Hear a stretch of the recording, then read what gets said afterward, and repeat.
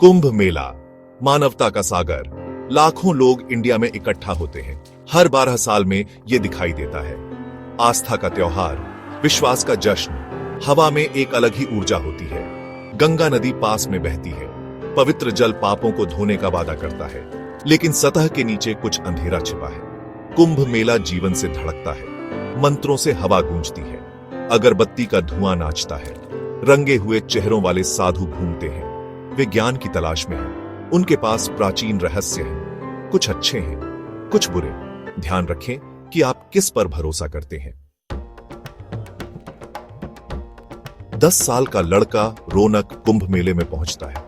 वह अपने माता पिता और अपनी छोटी बहन रिया के साथ है। रौनक घबराया हुआ महसूस करता है। भीड़ उसे दबाती है, शोर बहरा कर देने वाला है। वह अपने पिता का हाथ पकड़ लेता है। उसकी मां उसे देखकर मुस्कुराती है। वह मेले का महत्व समझाती है। यह एक नई शुरुआत का मौका है, अपनी आस्था से जुड़ने का समय है। रौनक सुनता है, लेकिन उसे कंपकंपी महसूस होती है। कुछ ठीक नहीं लग रहा है। उसे ऐसा लग रहा है कि कोई उसे देख रहा है। अगले दिन रौनक अपने परिवार के साथ जाता है। वे गंगा में स्नान करने जाते हैं। उसके पिता रिया को पानी में डुबोते हैं। वह एक प्रार्थना करता है। उसकी मां उसके माथे पर पानी छिड़कती है। वह शांति से मुस्कुराती है। रौनक हिचकिचाता है। पानी गंदा दिखता है। उसे एक अजीब सी खिंचाव महसूस होती है। उसके कान में एक फुसफुसाहट, यह उसे दूर रहने के लिए कहती है। वह डर के मारे पीछे हट जाता है। वह आवाज को नहीं समझता, लेकिन इससे उसकी रीढ़ में ठंडक दौड़ जाती है। बाद में उस दिन रौनक घूमने निकलता है। वह एक रंगीन स्टॉल से मंत्रमुग्ध हो जाता है। यह ट्रिंकेट और मोतियों से भरा है। अचानक एक आवाज उसे चौंका देती है। खो गए छोटे? उसके सामने एक साधु खड़ा है। उसकी आंखें जलते हुए कोयले जैसी हैं। उसने अजीब काले पत्थरों का हार पहना है। रौनक बोलने की कोशिश करता है, लेकिन उसकी आवाज उसके गले में फंस जाती है। साधु मुस्कुराता है, एक ठंडी खाली मुस्कान। मेरे पास तुम्हारे लिए कुछ है, वह फुसफुसाता है। साधु एक हार निकालता है। यह बिल्कुल उसके जैसा है, लेकिन छोटा है। पत्थर ठंडे और अजीब तरह से चिकने हैं। रौनक पीछे हटने की कोशिश करता है, लेकिन साधु उसका हाथ पकड़ लेता है। एक उपहार, साधु फुसफुसाता है, सुरक्षा के लिए। इससे पहले कि रौनक विरोध कर पाता, हार उसके गले में है। पत्थर उसकी त्वचा पर बर्फ की तरह भारी लगते हैं। वह इसे चीर कर फेंक देना चाहता है, लेकिन कुछ उसे रोक रहा है। साधु चला गया है, हवा में गायब हो गया। उस रात रौनक को एक बुरा सपना आता है। वह एक अंधेरे कुएं में फंसा हुआ है। स्याही जैसे अंधेरे से हाथ ऊपर पहुंचते हैं। वे उसे खरोंचते और पकड़ते हैं। उनका बर्फीला स्पर्श आग की तरह जलता है। वह चीखते हुए उठता है।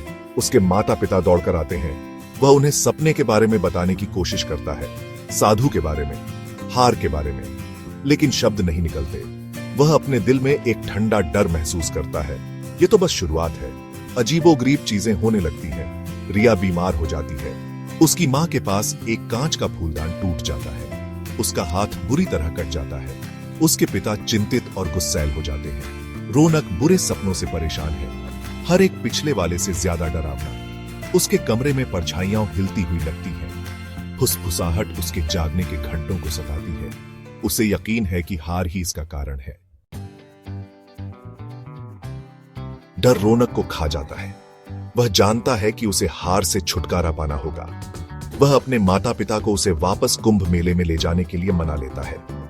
वह उन्हें बताता है कि उसने अपना पसंदीदा खिलौना खो दिया है। वह श्राप के बारे में नहीं बता सकता। वे नहीं समझेंगे। मेला और भी भीड़ भाड़ वाला लगता है। शोर बहुत ज्यादा है। वह लोगों की भीड़ से गुजरता है। वह हर चेहरे को ढूंढता है। उसे साधु को ढूंढना है। उसे श्राप को तोड़ना है।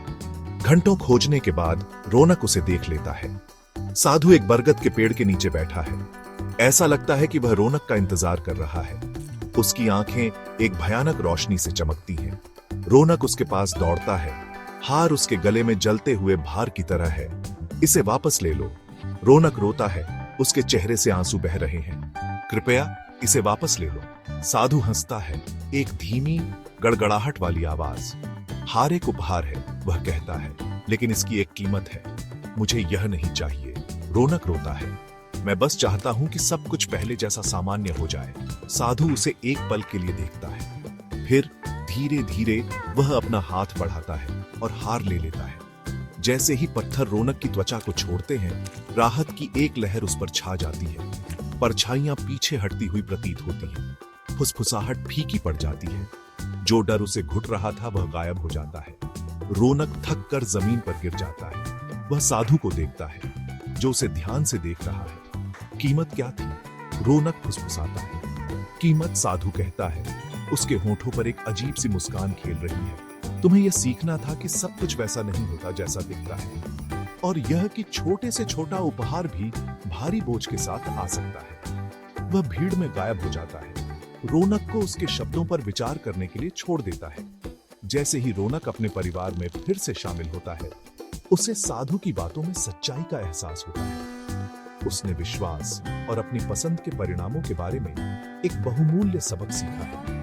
और हालांकि इस अनुभव ने उसे हिलाकर रख दिया है, इसने उसे एक नई ताकत और ज्ञान भी दिया है।